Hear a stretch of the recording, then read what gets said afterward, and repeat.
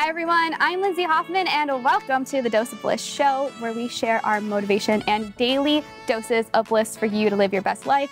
Today I have an actress, producer, writer, and spiritual podcaster, Yay. Tiffany Toney in the house today. Yay! I wanted to make sure I got your title correct. Thank you so much for having me. You're welcome. Yeah, this is great. I'm so happy. Tiffany is also a host, so we met hosting. We did. A panel, and we connected over our love for living your highest self. Absolutely. So for today's topic, we thought it would just be super fitting to talk about the intentions that you set to be your higher self, to be your best self, and how that attracts positive and negative things towards you. Absolutely. I think, living in a place like LA, it really challenges you in terms of trusting yourself and trusting your inner voice. And for me, one of the things that I have found is that that's really the only way to be in a place like this, because there's so much noise and chaos. And so for me, setting intentions really helps me to get more connected with my inner voice, and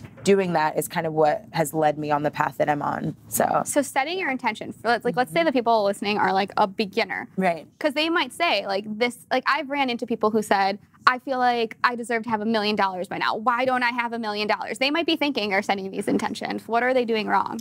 Well, setting your intention is about being a little more specific in the beginning. At least that's what's worked for me, and realizing that those things don't necessarily happen overnight. So you really have to follow the breadcrumbs that lead you to that $1 million or that house or that husband or wife or whatever that is that you're trying to manifest. So for me, when I say I'm setting my intention, I start with something very specific and very small. So for example, what would my intention for today be? I am happy and attracting abundance. And what have you noticed the difference? Because I think that's a key component is people will say, I am manifesting a house, or I am manifesting a car, or I am doing that. And I think that's not coming true, because it's the core of the energy that will attract that to you. It's not, a house isn't going to fulfill you. How you feel is going to fulfill you, and then ultimately attract those things to you. Yeah, I couldn't agree more. I think when you have the feeling first, then you open yourself up for the physical manifestation. So having the feeling now of knowing that you're in pursuit of that, and then finding your why. So for example, my why is my family, knowing that I don't want my parents to have to work until they're 75 years old, because my mother gave birth to me at a really young age. And so just knowing that I want to be able to give back to her and provide for her a quality, comfortable life one day, that's my why. And so I think when you have intentions that are not so selfishly motivated, that actually open you up to be able to help humanity in some way or another, that's another way to really manifest powerfully. And people pick up on that. And they do. I was listening to your podcast today, and there was something you talked about that I want to talk about here about when you're setting an intention. And one of the things you talked about is when you walked into a room, you were thinking, I'm going to get attention because of the way I look. Can you talk about a little bit of how that was more of negative intention and the shift you made in your mind to change that, and what did change? So I think that's a really great representation of a way that people think and might be attracting things they don't intend to attract. Absolutely. So just for the people who haven't listened to the podcast, I talked about there was kind of a hypersexual energy in certain situations, and I realized that I was attracting that because I wasn't necessarily opening up my intellect and my artistic gifts and all these other things. I was kind of being lazy, and I wanted things to just happen right away.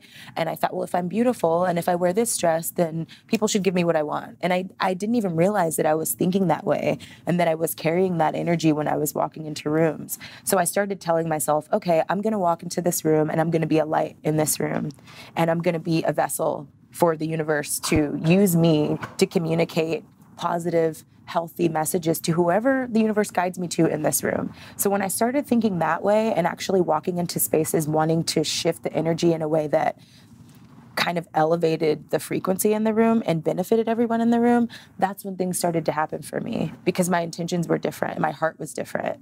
So what did you notice, who was coming up to you before, and what were those conversations like, and then versus your new intention? Yeah, people were coming up to me before just very what are you doing later? What are you doing after this? And I'm like, after this is going to be 3 a.m., what do you mean after this?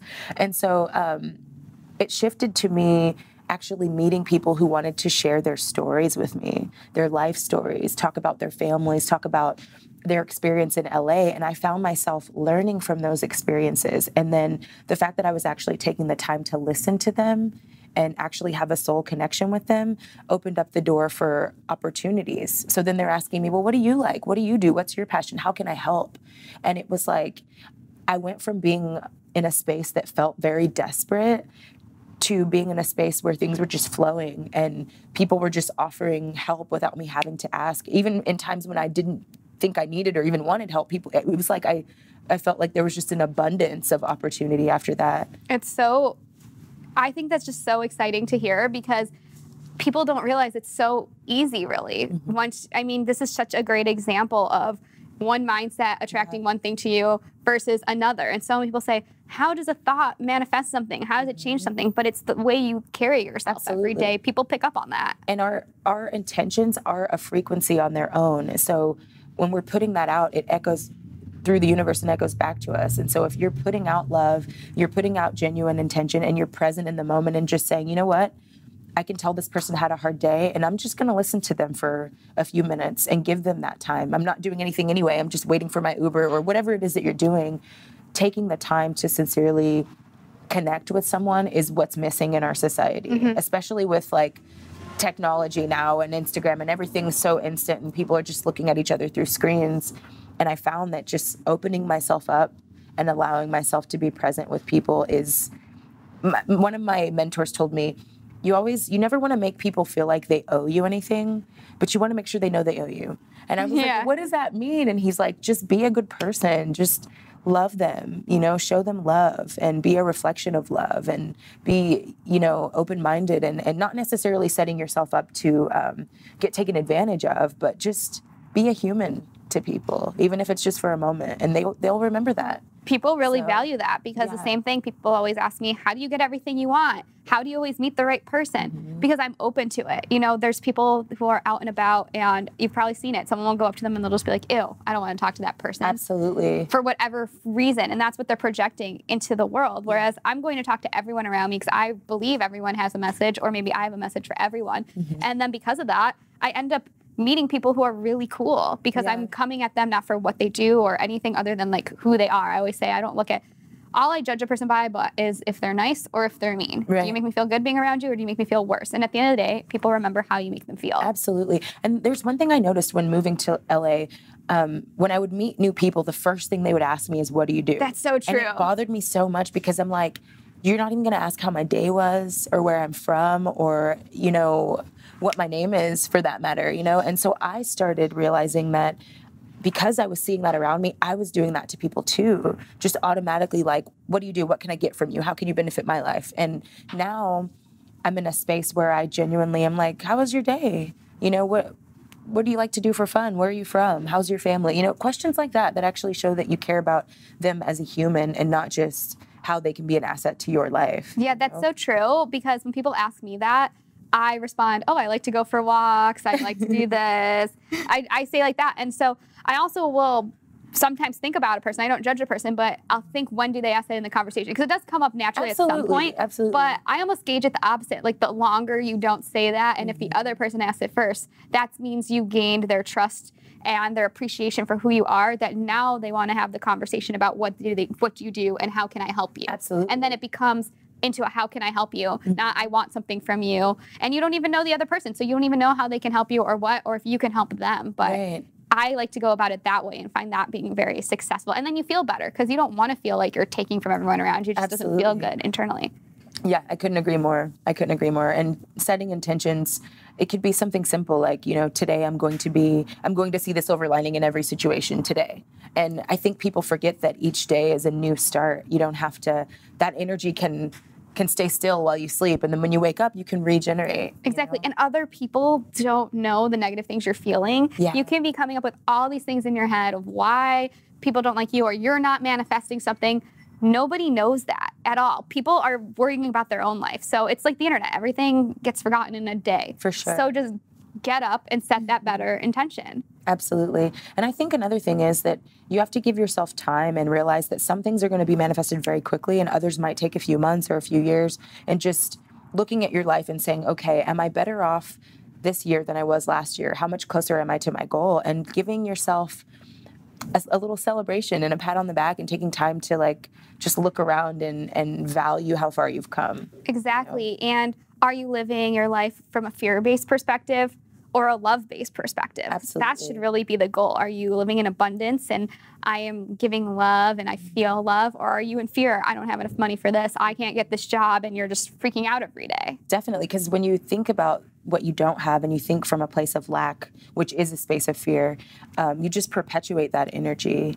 And I truly believe that. And I mean, that doesn't mean that you can't be realistic. If there's something going on in your life that's, you know, difficult to deal with, you do have to face it and deal with it. But at the same time, there's always a way to think about, well, what is going right in my life, and how can I focus on those things and put energy into that. It's about how you're feeling inside, because I think a misconception is some people will say, I don't want to have this negative conversation. I don't even want to have this thought because then I'm going to manifest it. And that's like the extreme the other way. For sure. Because you can acknowledge that bad things are happening. You can have anxiety. There's nothing wrong with that. Right. It's, you know, this is going into your higher self, but is your higher self really vibrating in a state of fear of everything, or is it love? Because if you know you're vibrating in a place of love, you know that this is just a moment in time that Absolutely. You're in a low place. And I think that operating from a place of fear actually prevents you from feeling love and experiencing love. I mean, not just in intimate relationships, but even with friendships and business relationships. And yourself. Absolutely. The most important thing, yourself. So how do you find that? Because again, back almost to the original question, but some people might think, I've even thought this, you know, when you're dating a person or when you're trying to find someone, they always say you have to love yourself first. And you're like, I do love myself first. And I've talked about this in another podcast. And there really actually is a difference between when you truly feel love and balance in your life.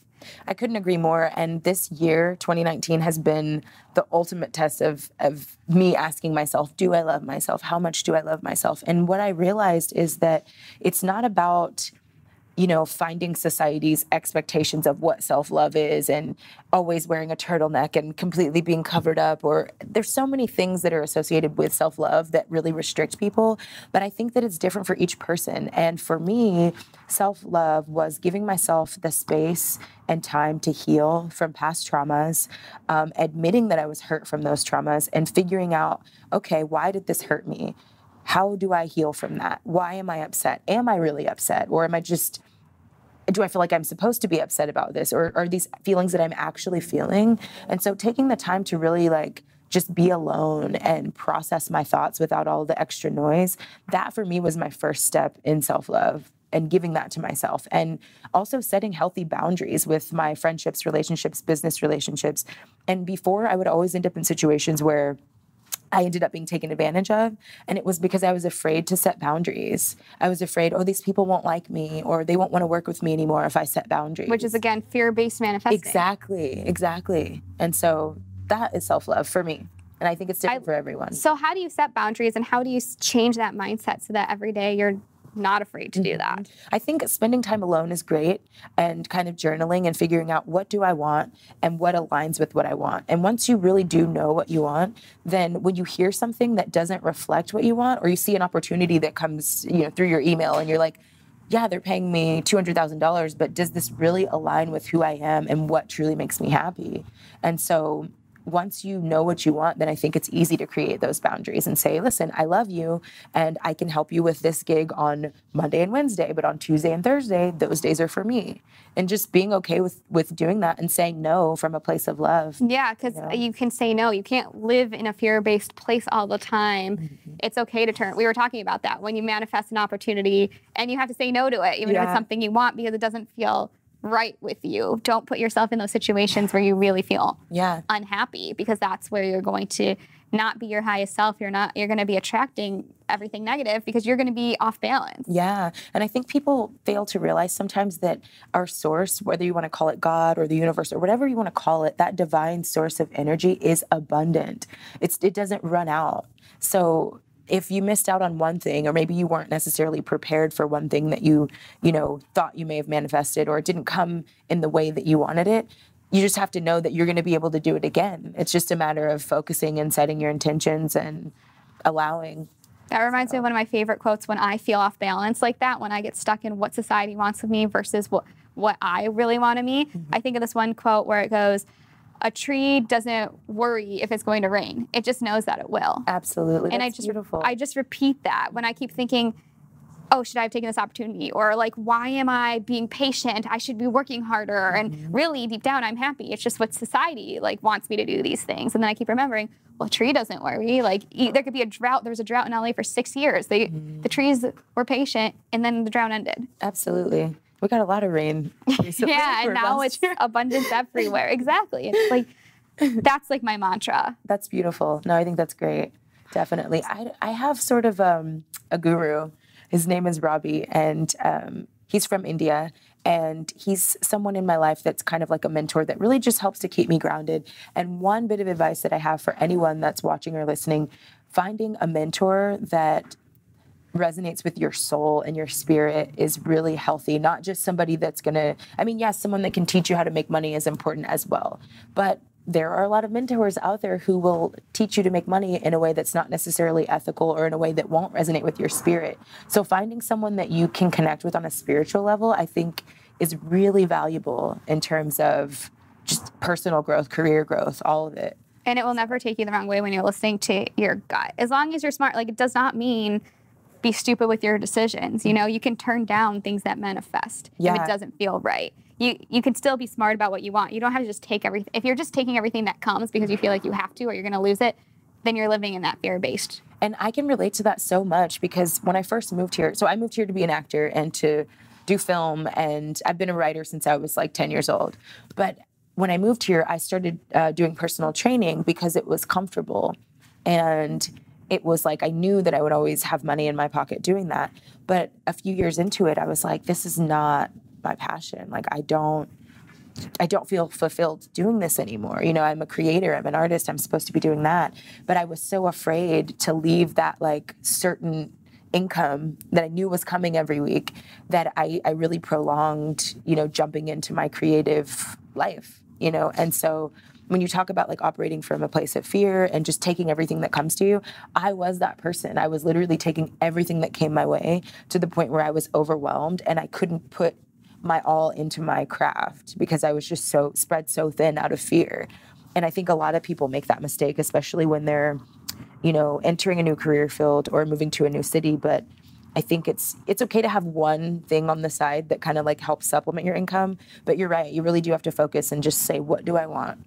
Does this align with what I want? And there's no middle ground with that. It's either it does or it doesn't. Mm-hmm. So. And don't bring yourself out because that's where I've been too. That's how we've all learned it is we've said yes to too many opportunities and we've burned out. Right. And at the end of the day, if you don't have your health, then how can you have anything you want? And you have to put that first. Yeah. How long ago did that happen to you? Was that recent?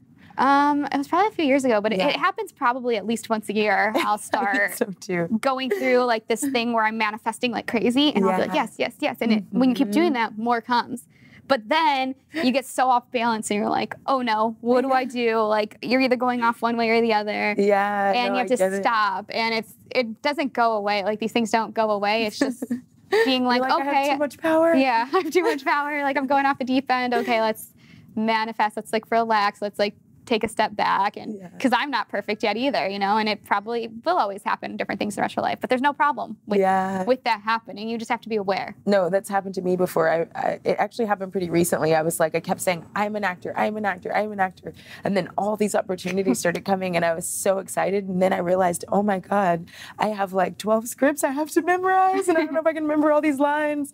So I can relate. Yeah, but that's the power, and it's better to have that and be able to sort through it than the other way. So we only have a few minutes left. What's the biggest thing you want to leave people with? I want to leave people with, let's see.